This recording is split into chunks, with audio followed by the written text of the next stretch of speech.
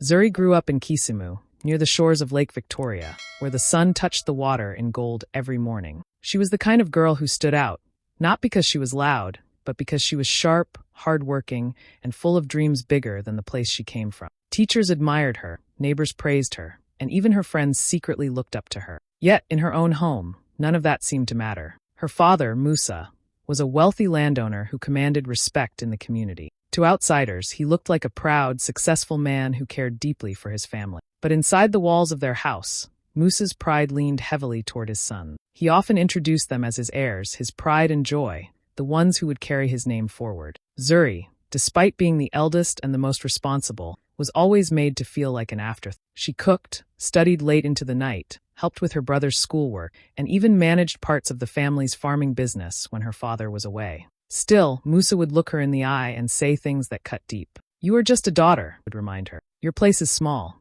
Those words stuck with her, echoing in her head even when she tried to brush them aside. The more she gave, the less he seemed to see her worth. And with every passing day, the tension between father and daughter grew, shaping Zuri's quiet determination to prove herself, though Musa never stopped reminding her that she was not worthy. The house was full that afternoon. Relatives had traveled from different parts of Kisumu and beyond, filling Musa's compound with chatter and the smell of food cooking in big pots.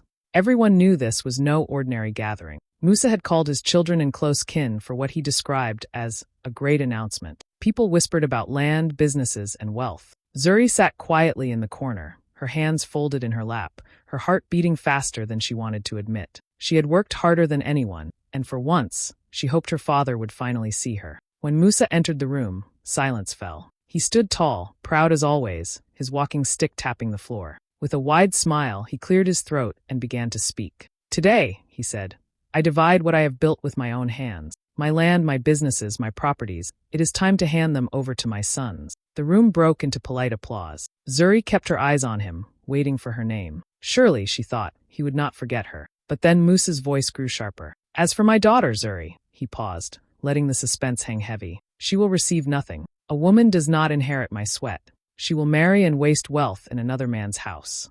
The room gasped. Some ants shifted uncomfortably, others lowered their eyes. Zuri's brothers, however, burst into laughter. One leaned over to another and whispered loudly enough for her to hear. "She thought she was one of us." Another chuckled. "Without this family name, she is nothing." Zuri felt her chest tighten. Her cheeks burned as though the entire room was staring at her, weighing her, mocking her. She wanted to speak, to defend herself, but the words stuck in her throat. Musa looked at her once more, his eyes cold, as if to remind her of her place. "You are not worthy of this inheritance," he said. For a moment, silence filled the air again. The celebration that had begun with smiles now carried an uncomfortable edge, but Musa seemed satisfied. He lifted his chin and waved his hand as if the matter was settled. Servants began to bring food, laughter resumed among the brothers, and the meeting moved on, except for Zuri. She sat frozen, her world collapsing in slow motion, her father's voice echoing inside her. It was not just the wealth that had been denied to her. It was the public humiliation, the deliberate act of stripping her dignity in front of those who mattered. In that moment, Zuri realized her father had not only disinherited her from his estate, but also from his love, his respect, and his acknowledgement as his child.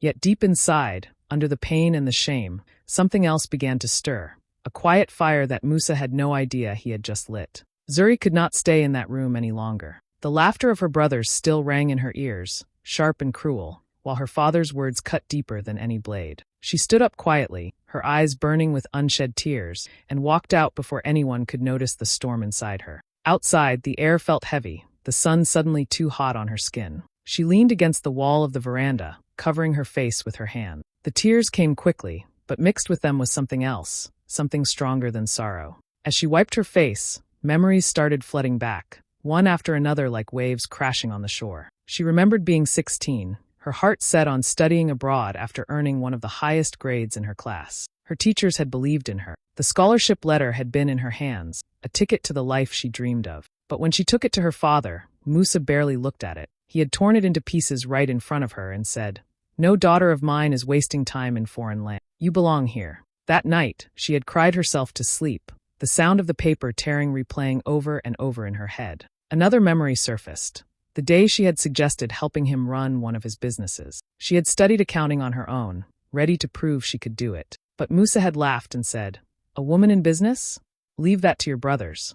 Your duty is to serve, not to lead. She had swallowed her pride then, telling herself maybe one day he would see her worth. Now, standing outside after being disinherited so publicly, Zuri finally understood. Musa would never see her value, no matter how much she sacrificed. To him, she would always be just a daughter. That truth hurt more than anything else, but it also gave her clarity. She could have gone back inside, thrown herself at his feet, begged him to reconsider. That was what he expected, what her brothers probably wanted to see. But Zuri's heart refused. Begging would only feed the lie he believed about her weakness. Instead, she took a deep breath, straightened her back, and made a quiet decision. She would not fight with words or tears. She would fight with action, with patience, and with strategy. As the voices from the house carried through the windows, her brothers joking, her father's voice booming with pride, Zuri walked away from the compound. Every step she took felt heavy, but her spirit grew lighter. She was done chasing her father's approval. If he thought she was nothing without him, she would show him she could become everything without him. And though no one could see it yet, the humiliation of that day had planted a seed of resolve that would soon change all their lives. That night, long after the family meeting ended, Zuri sat alone in her small room. The silence was thick, broken only by the sound of crickets outside. Her eyes were swollen from crying, but her mind refused to rest. She kept replaying her father's words, each one cutting her deeper. You are not worthy. You will waste wealth in another man's house. She pressed her palms together, willing herself not to drown in the pain. And then, like a sudden spark in the dark, she remembered something, her mother's gift. It had been years ago, just before her mother passed away. On one of her weaker days, she had called Zuri to her side. Her voice was soft, but her eyes had carried weight. She had handed Zuri a sealed envelope and whispered, "Keep this safe, my daughter. One day you will need it. Don't open it until the time is right." Zuri had been too heartbroken then to question it. She had tucked the envelope away in a wooden box, hidden under her clothes, and nearly forgotten it. Until now, her hands trembled as she pulled the box from under her bed. The envelope was still there, untouched, the paper yellowing slightly with age. Slowly, carefully, she tore it open. What she found inside left her breathless.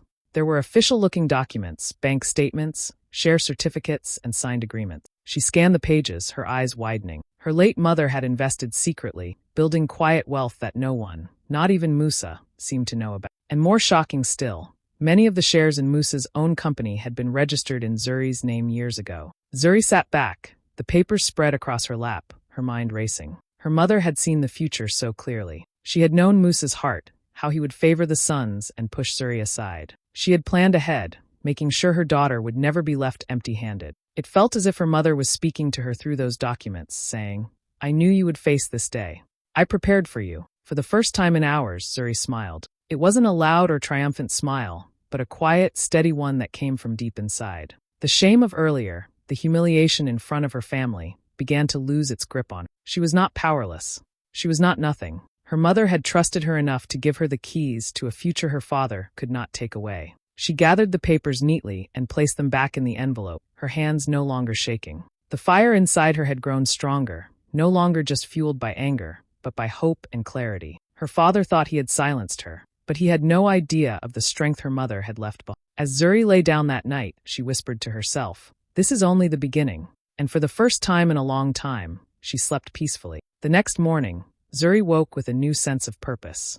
The humiliation of her father's announcement still stung, but the documents from her late mother gave her strength she never thought she had. She knew she couldn't face Musa alone. If she was going to fight, she needed someone who understood the law better than him, someone who would not be intimidated by his wealth or reputation. That's when she thought of Advocate Akying. Akying was known in Nairobi as a fierce lawyer, the kind who never backed down in court. Stories about her victories were whispered in business circles, how she had taken on powerful men and left them scrambling. Zuri had met her once through a women's empowerment forum and remembered her sharp mind and fearless spirit. Without wasting time, Zuri boarded a bus to Nairobi, clutching her mother's envelope tightly in her bag. When she finally sat across from Advocate Akying in a polished office overlooking the busy city, her heart pounded. She spread the documents on the desk, explaining everything: her father's rejection, the public humiliation, and the secret investments her mother had left behind. Akying adjusted her glasses and studied the papers carefully, page by page, her face unreadable.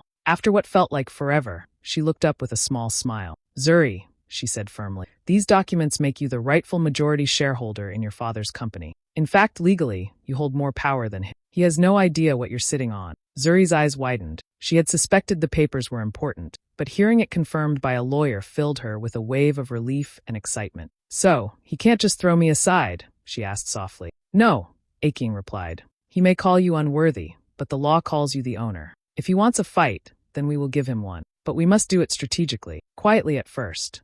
Let him believe he still has control. Then, when the time is right, we strike." For the first time in her life, Zuri felt the ground shift beneath her, away from weakness and toward power. She listened closely as Aking outlined their next steps, filing the necessary papers, securing her legal position, and preparing for the storm that would follow. The lawyer's voice was calm but filled with conviction, like a general planning for battle. By the time Zuri left the office, the fear she had carried since the family meeting was gone. She was no longer the daughter begging for approval. She was a woman armed with truth, law, and a plan. Nairobi's streets bustled around her, but inside, she felt a quiet stillness.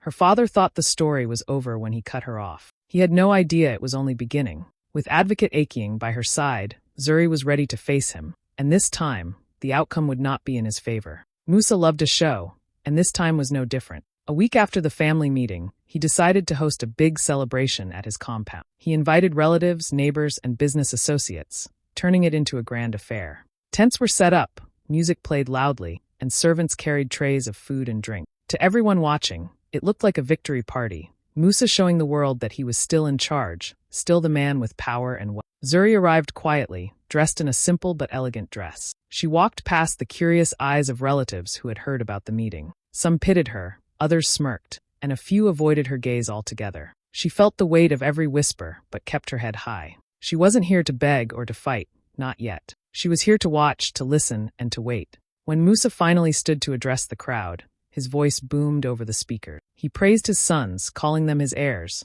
the ones who would carry forward his name and fortune. Then, with a sharp turn, he shifted his attention to Zuri. He pointed at her in front of everyone, his words dripping with disdain. "This daughter of mine," he announced loudly, "is no longer part of my family. She has no place here, no share in what I built. From today, she is nothing to me." Gasps rippled through the crowd. Some guests shook their heads in disbelief. Others leaned closer to whisper. The humiliation was brutal, meant to crush her completely. Zuri felt the sting of his words, but she did not flinch. Instead, she stood still, her face calm, her eyes steady on her father. Inside, her heart raced, but she held tight to the secret weapon tucked away, the documents her mother had left her, the truth that no one in that tent yet knew. Her brothers laughed openly, proud of their father's declaration. One of them clapped Musa on the back, as if congratulating him. Another smirked at Zuri, his voice low but cruel. "You should have known better." Around them, the guests murmured, torn between fear of Musa and sympathy for Zuri. But Zuri gave them nothing to feast on. She didn't cry, didn't argue, didn't even lower her gaze. She simply smiled faintly, the kind of smile that hides more than it shows. That unsettled a few people in the room. One aunt whispered to another, "Why is she so calm?" Another guest muttered, "There's something she knows that we don't." Musa, drunk on his own pride, failed to notice. He was too busy basking in the attention, certain that his daughter was defeated forever. What he didn't realize was that his arrogance had only set the stage for his downfall. And while he laughed with his sons, Zuri stood silently, already planning the moment she would turn the entire room upside down. The day finally came when Zuri took the bold step her father never imagined she would. With Advocate Aking by her side, she filed a case against Musa, demanding her rightful place as the majority shareholder. Word spread quickly across Kisumu. How could a daughter take her own father to court? Some called her brave, others called her foolish, but Zuri no longer cared about opinion. This was bigger than pride. It was about justice, about finally breaking the chains her father had wrapped around her all her life. When Musa received the summons, he burst into laughter. To him, it was a joke. "My own daughter?" he scoffed to his friends. "She thinks she can fight me? She doesn't know the world she has stepped into." He mocked her openly, calling her childish, daring to say that she was being used by outsiders. But behind his laughter was a flicker of unease. He had not even looked at the documents yet, too sure of himself to imagine she had real evidence. The courtroom was packed on the day of the hearing. Relatives, neighbors, even business associates filled the benches, hungry to witness the drama. Zuri walked in calmly, her head high, while Musa swaggered in with the confidence of a man who believed nothing could touch him. He greeted people loudly, shaking hands, acting as though he had already won. When the case was called, Advocate Aking rose first. Her voice was clear and sharp as she presented the sealed documents Zuri's mother had left. She laid out the facts step by step, showing proof of the investments, the share certificates, and the legal ownership registered under Zuri's name. The courtroom grew quiet as each page was displayed. Whispers began to ripple through the crowd. People could hardly believe what they were seeing. Musa's smile faded. He leaned forward, his face tightening as the weight of the truth hit him. For years, he had believed he held every card, that Zuri had nothing. But here, in black and white, was evidence that stripped him of his unchecked power. When it was Musa's turn to speak, he tried to laugh it off, calling the documents fake, accusing Zuri of betrayal. But his voice lacked the thunder it once had. The judge listened patiently, then turned to Aiki, who calmly reminded the court that the signatures and registrations were official and could not be denied. Finally, the judge delivered the ruling. Zuri was affirmed as the rightful majority shareholder of her father's company. The court recognized her legal rights, making it clear that Musa could no longer control the empire as he pleased. Gasps filled the room, followed by a stunned silence. Zuri sat still, her hands folded in her lap, but inside her heart soared. Musa, once so proud and untouchable, sat slumped in his chair, humiliated before everyone. The courtroom had witnessed what no one thought possible. The daughter he had disinherited had just taken back everything he tried to steal from her. The news of the court's decision spread faster than wildfire. By evening, everyone in Kisumu seemed to know. Zuri was now the legal majority owner of Musa's businesses and property. Relatives who had once avoided her now spoke her name in hushed tones, almost in disbelief. The same brothers who had laughed at her in that family meeting sat stunned, their faces pale as they realized the empire they thought was theirs was no longer in control. At home, tension filled the compound. Musa sat in his big chair, silent for once. His sons circled around him, their voices low and desperate. "Father, what do we do now?" one asked. Another, the same who had mocked Zuri the loudest, muttered, Maybe we should talk to her." The arrogance they once carried had melted into fear. The very sister they had dismissed now held the keys to everything. Zuri entered the compound with quiet confidence. No need for loud words or dramatic gestures. She didn't gloat, didn't mock them back. She simply walked through the gates as if she had always belonged there, which she had. The workers who had once bowed only to Musa now greeted her with respect, some even smiling with relief. They had seen her hard work for years, and many whispered to each other, "She will be a better leader." Her brothers couldn't hide their unease. The one who had called her, nothing without the family name, now lowered his eyes when she passed. Another tried to speak to her, his tone suddenly soft. "Zuri, maybe we were wrong. You've always been strong. Can we start over?" But Zuri only gave a small smile, not cruel but unreadable. She was no longer the sister begging for their approval. They were the ones begging now. Musa, however, was not so quick to bend. He clenched his jaw, his pride still fighting even as the truth stared him in the face. For years, he had controlled everything, his land, his children, even Zuri's dreams. Now, with a single court ruling, it had all slipped from his hands and landed in the lap of the daughter he had rejected. He looked at her with a mixture of anger and disbelief,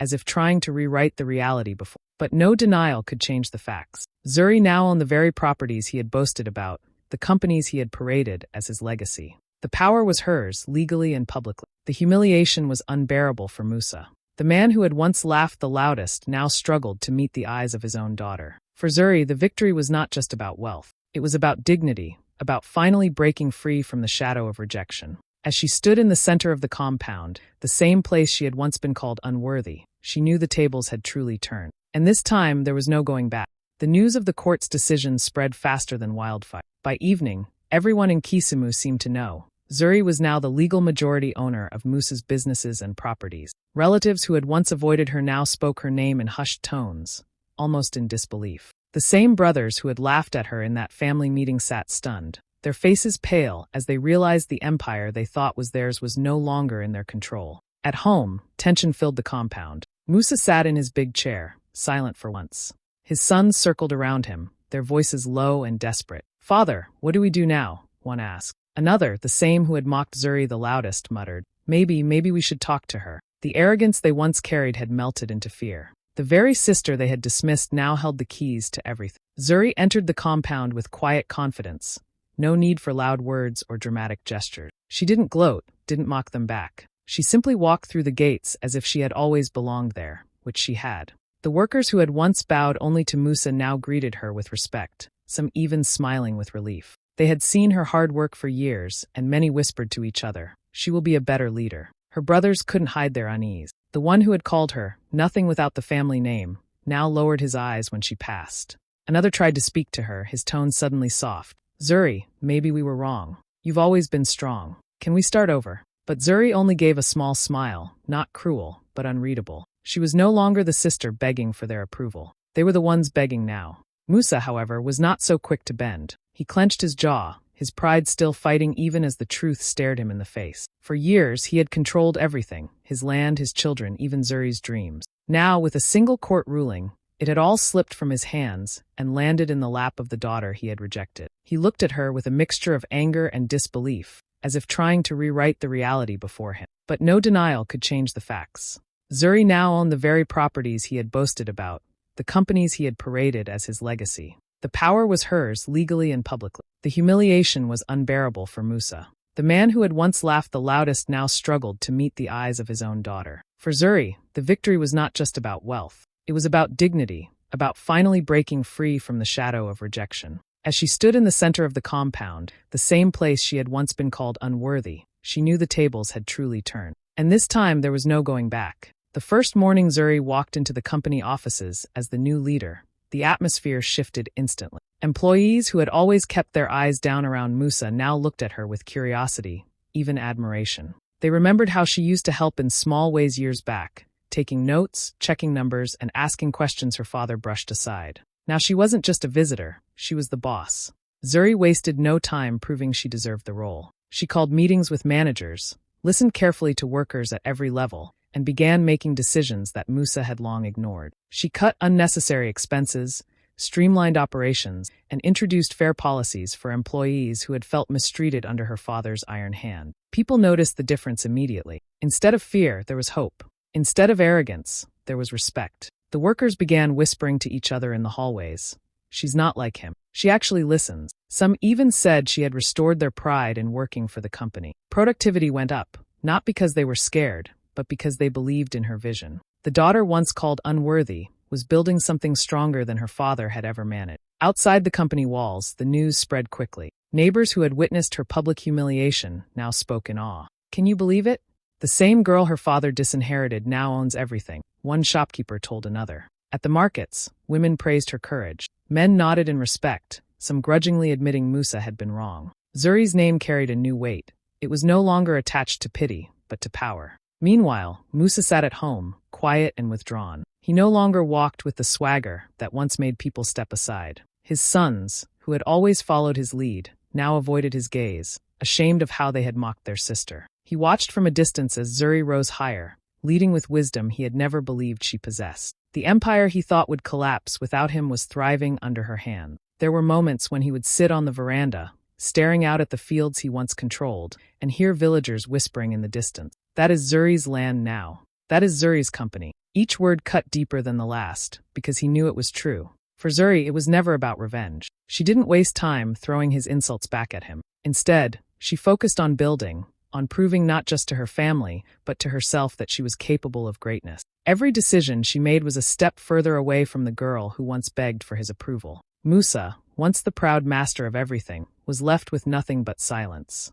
And in that silence, he was forced to watch the daughter he had rejected soar higher than he ever dared to imagine. The family gathered one last time in the grand hall, the same place where Zuri had been humiliated months ago. This time the air was different, quiet, tense, filled with expectation. Zuri stepped forward calmly, her posture straight, her eyes steady. She looked at her father, at the brothers who had mocked her, at the relatives who had whispered behind her back. For once, she did not feel small. "I have something to say," she began, her voice clear and strong. "For too long, I let your opinions define me. I tried to earn your approval, to prove I was worthy. But I finally understand. My worth was never tied to any of you." She paused, letting her words sink in. She could see the surprise in their eyes, the unease in her father's face. "I worked, I studied, I sacrificed," she continued. "And yes, I faced rejection and humiliation. But I also discovered something stronger than any insult or dismissal. I found my own strength, my own voice, and my own path." She swept her gaze across the room,